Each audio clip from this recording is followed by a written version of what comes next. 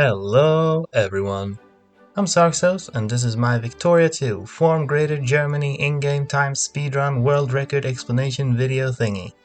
We're going by its alternate title, How to Form Super Germany Quickly and with Great Difficulty as Prussia. In this video I will be going through the strategies used in my run, which will explain how I managed to form Greater Germany in February of 1839. So buckle up and hold on to your pickle halve, cause we're about to go full Bismarck on this bad boy. First, let me quickly go over the rules and objectives of this run. The run is done on Vanilla Victoria 2 Heart of Darkness version 3.04 using no mods.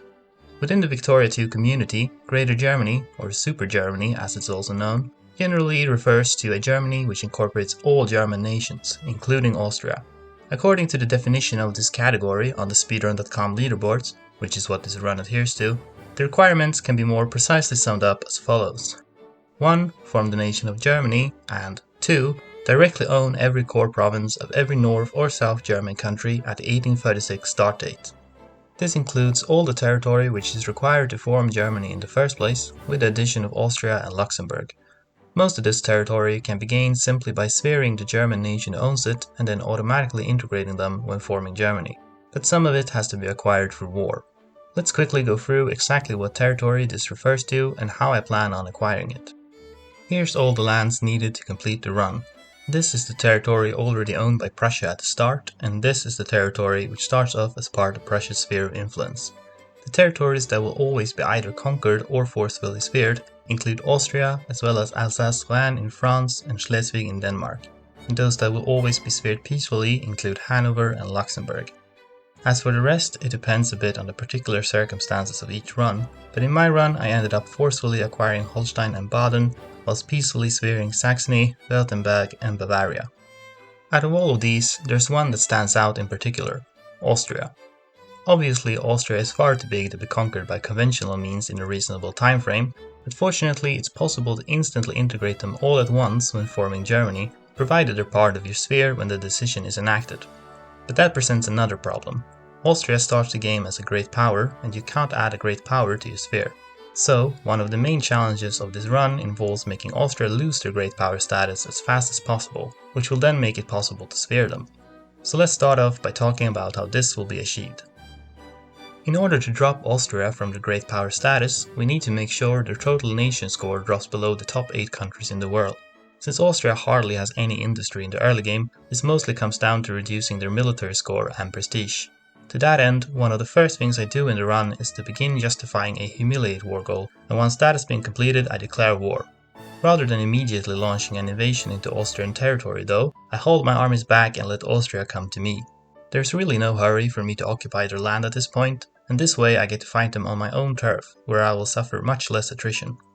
By trying to always attack with good attack generals, I can fairly easily decimate the Austrians, which not only sends their military score plummeting to 0, but also makes them lose prestige with every battle lost. All in all, by the time I'm done, their total score will usually have dropped to somewhere around 50 to 60, at which point there isn't much more I can do to reduce it further. And that's where we run into a problem.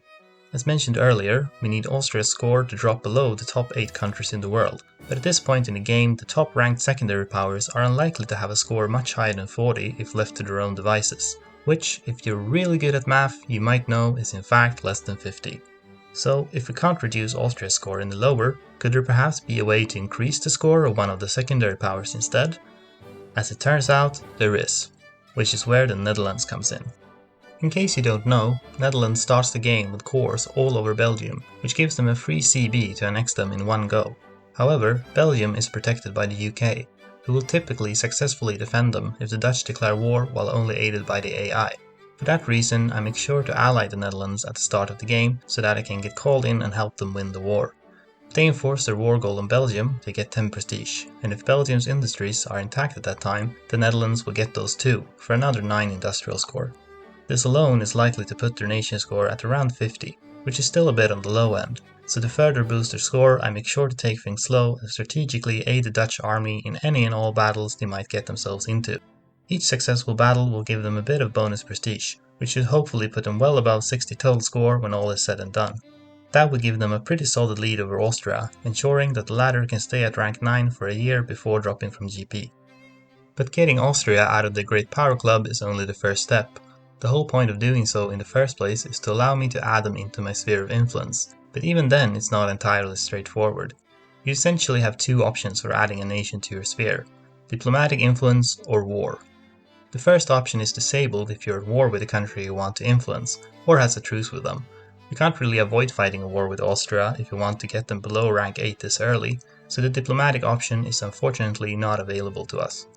The warlike option, meanwhile, requires us to enforce an anti-sphere war goal on Austria. You can't justify war goals in a country you're currently at war or has a truce with, and this particular war goal can't be added on a great power for obvious reasons, so you can't justify it before the war either. This leaves us with only one option: add a war goal during the war, after Austria has dropped to secondary power. But you can't just add war goals in this manner willy-nilly. If you didn't have the war goal before declaring the war, you can only add it if your pops have an average support of jingoism at 7% or above. Every time you add a war goal, including when you first declare a war, the total jingoism in your country drops by about 2% and then begins to gradually rise again. In a run like this, there isn't much you can do to increase the rate at which you gain jingoism, so to keep your jingoism high you'll want to add as few war goals as possible. Prussia starts the game with about 7.5% jingoism, which will drop down to around 5.7% when you declare the war against Austria. It will then rise rather quickly up to around 6.3%, but after that it will rise much more slowly. In order to not lose any time waiting for jingoism, we want to make sure it has reached back up to 7% around the same time that Austria loses their great power status, so that we can immediately add a sphere war goal. This means we'll want to avoid adding any additional war goals before then, if at all possible. However, during the run we're going to have to add at the very least 2 additional war goals, one against Denmark for Schleswig and one against France for Alsace-Lorraine, and depending on the circumstances we may need to add even more war goals than that. One option here to avoid losing jingoism prematurely is to justify the war goals in advance and then hold off on actually declaring the war until we added the war goal on Austria. In the case of Denmark this is quite feasible, since that war will likely go very fast, but beating France is probably going to take a bit longer. So on the one hand we want to start fighting France relatively early, so that we may complete that war in good time. But on the other hand we don't want to declare on them too early for the sake of our jingoism. So how do we reconcile these opposing interests? The answer yet again lies with the Netherlands. As it turns out, their war against Belgium actually serves a dual purpose. One is to boost the Netherlands' score, as was explained earlier, but the other is to provide a way to get into war with France without having to actually declare on them. You see, France starts the game at a cordial influence level with Belgium, which they will usually raise to friendly within the first year or so.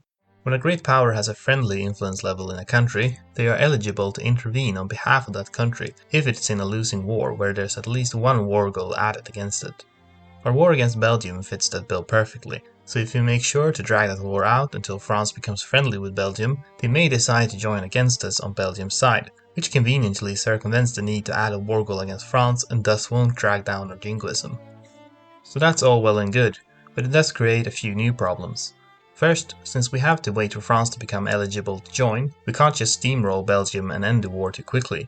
And once France does join, we'll want to make sure to let the Netherlands annex Belgium as soon as possible, before the French start rolling into the Low Countries and making that objective much harder to complete. This can be easily dealt with by 100% occupying Belgium as soon as possible, and then immediately annexing them once France joins. But if Belgium is kept fully occupied for too long, they will lose all their industries, and thus Netherlands will lose out on a significant boost to their industrial score.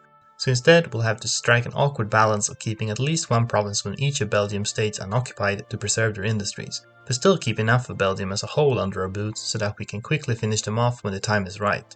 The timing for France's intervention is not entirely consistent, so this balancing act can be quite a challenge, and it also means we won't get any real breathing room between the wars.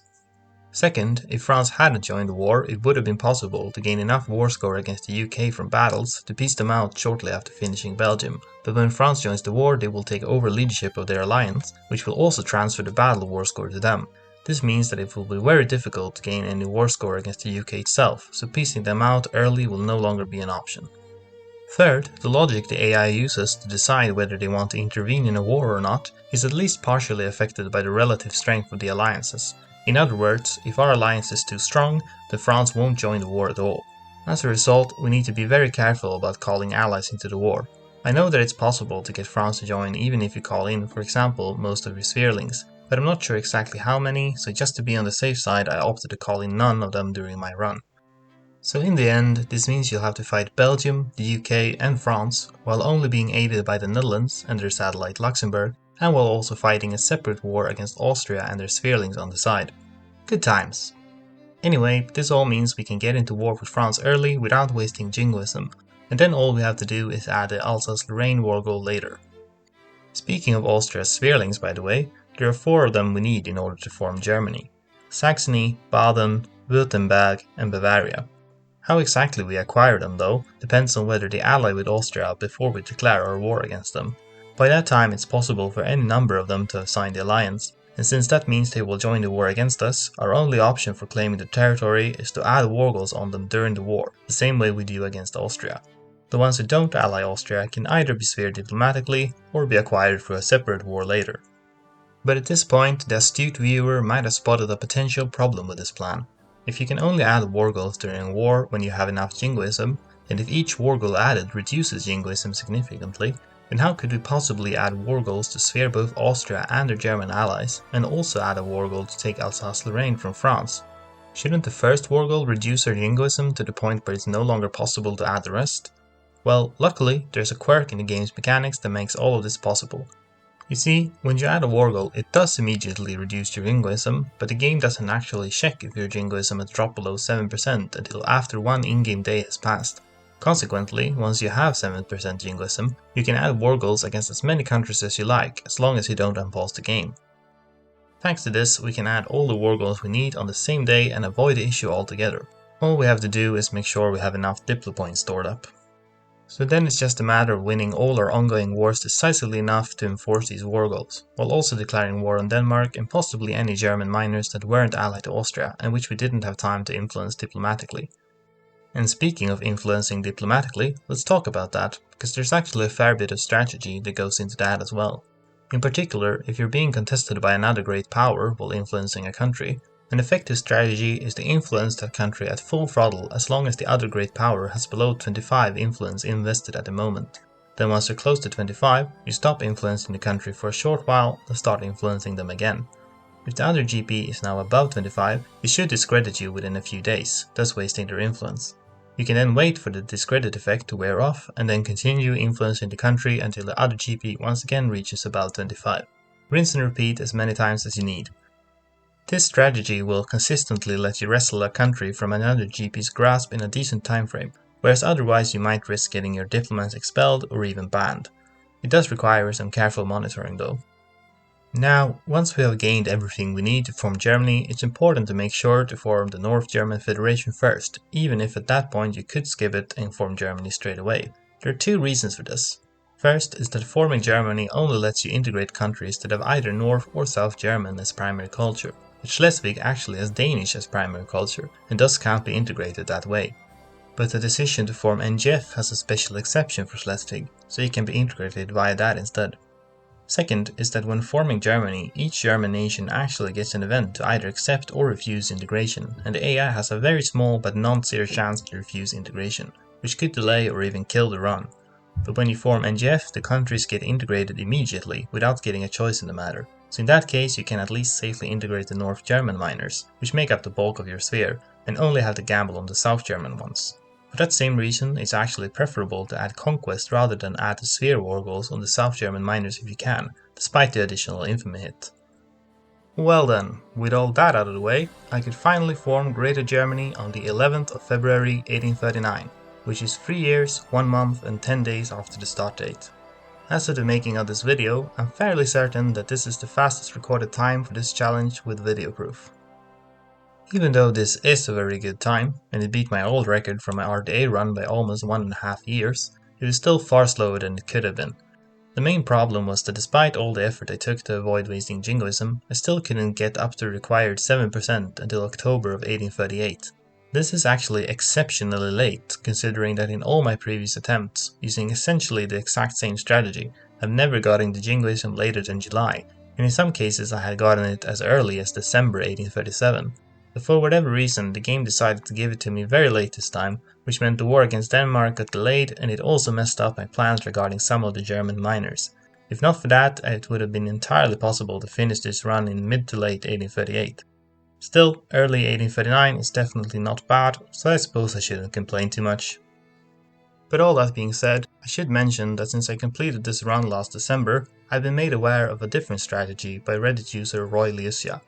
I won't go into too much detail here, but basically it involves enforcing multiple consecutive war goals in Austria in order to tank their prestige. To compensate for the loss of jingoism this would incur, you conquer the island of Java from the Netherlands, whose massive population has an abnormally high support of jingoism as a result of the revanchism Netherlands gains from the course in Belgium, which in turn will give you a huge boost to jingoism when you conquer it. Thanks to all this, you can avoid a war with Belgium altogether, making this strategy not necessarily faster than the one I used, but certainly a lot easier, so I think it might be the way of the future. Well, that just about concludes everything I had to say about this. Thank you very much for watching. If you want to see the full unedited run, there will be a link to it in some place or another, or maybe you could check out some of the other speedruns I have on my channel, both real-time and in-game time ones. If Victoria 2 speedrunning sounds like a fun time to you, then maybe check out the leaderboards over on speedrun.com/Vic2, and maybe join the Vic2 speedrunning Discord, which I'll also link to in the description. Anyway, that is all from me, so have a good time of day.